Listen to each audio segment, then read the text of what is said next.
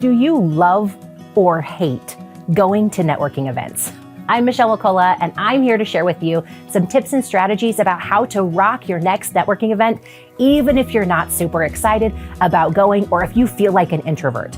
Now, as an extrovert, this is kind of easy for me. When I started my first business at 19, I was running a promotional products company called Doodads. And I remember confidently walking into the Chamber of Commerce at 19 because I knew everything and ready to grow and build my business. What I didn't know then that I know now are some key principles that make a huge difference. I was going in to sell, and what I found out was that I really needed to be connecting. At the end of the day, people aren't buying promotional pens and mugs and t-shirts. They're buying me because they can get those anywhere. And I figured out that I had to make a connection and relationship with people in order for them to thrive. Now, I'd like to say that from the very beginning, it was a smooth process, but I learned over decades of bumps in the road how to do networking in a way that feels a lot more authentic, but also is about building relationships and connection and caring more about that than the sale. And to this day, I still have customers and friends who continue to hire me to speak or work on marketing strategies for them because of that initial business. That's 2 decades worth of relationships because we figured out how to build a relationship that matters and that lasts long term, regardless of where my business ebbs and flows over the years. I'm going to share with you 3 strategies that I think that if you implement, that will help you thrive.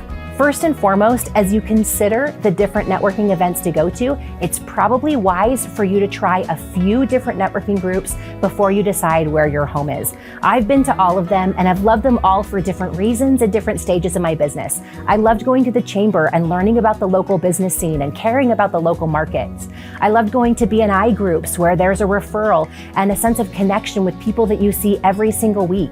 I loved going to women's networking groups or even attending an expo to connect. There are so many different ways that you can connect and build relationships, but be willing to try different ones and find a place where you feel comfortable. Especially if there's multiple offerings for a group like a B&I, try different B&I groups and see where the chemistry fits or where you can find great referral partners. Sometimes finding the right group is one of the most important things. And for a long time, I went to 5 or 6, and then I found 1 or 2 that were really helping me grow and build my business. But look around and ask around. Ask people what networking groups they're going to, because there are a lot of smaller, very robust, and very successful networking groups that may not be big brands or big names that you've heard of and could be a great opportunity for you to grow and build your business. But it's not just about that, because the second thing that I want to share with you is that going to a networking event is not just about sales, it's about connecting and building those long-term relationships. And so I want you to show up to those events and serve and provide value and ask questions and find ways that you can be that master connector that connects this one person who needs this thing that you do not have, but you know this person does. And as you connect them, you're building that relationship and you're building a sense of trust by helping them understand that while you can't do everything, you might be able to help them find the people that they can. Those relationships will last forever and will give you the opportunity to grow. To this day, I still consider one of my dear friends and mentors, one of the master connectors that I reach out to regularly when I'm looking for someone that I need. I found someone like that and desire to be that person as well.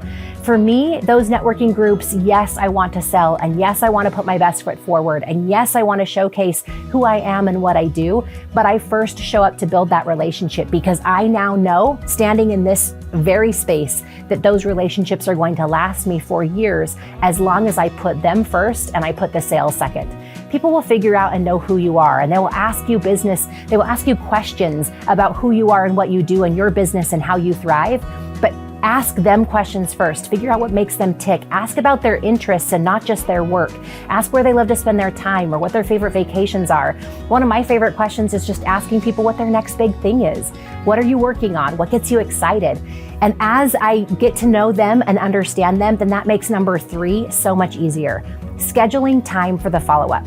After I leave networking groups, if I had a really great connection, I send a quick text message to that person that just says, hey, it was great to connect with you today. It's been so fun to hear about your business or your vacation or your next big thing. And I'm cheering you on and I hope you have a great week. And then in a few days, I might follow up with a couple of people. Maybe somebody did express an interest in what I do, and I have time blocked out in my calendar after every single networking event to do the immediate follow-up and the few days next follow-up. Don't just go to networking events and leave, because some of the best work happens when you're away from everyone else. You've got one-on-one connections and you've got time to go deeper into whatever conversations need to happen next to build the sale or build the relationship. Make sure you build out time, not just to attend, but to do that work, because you've heard the phrase, the fortune is in the follow-up, and that is so important, especially when it comes to networking groups. There are so many different ideas, and I wish I had a lot more time to share with you how I've grown and built my business through networking groups, but I'd love for you to share too. Drop in the comments, what are your favorite ways to network?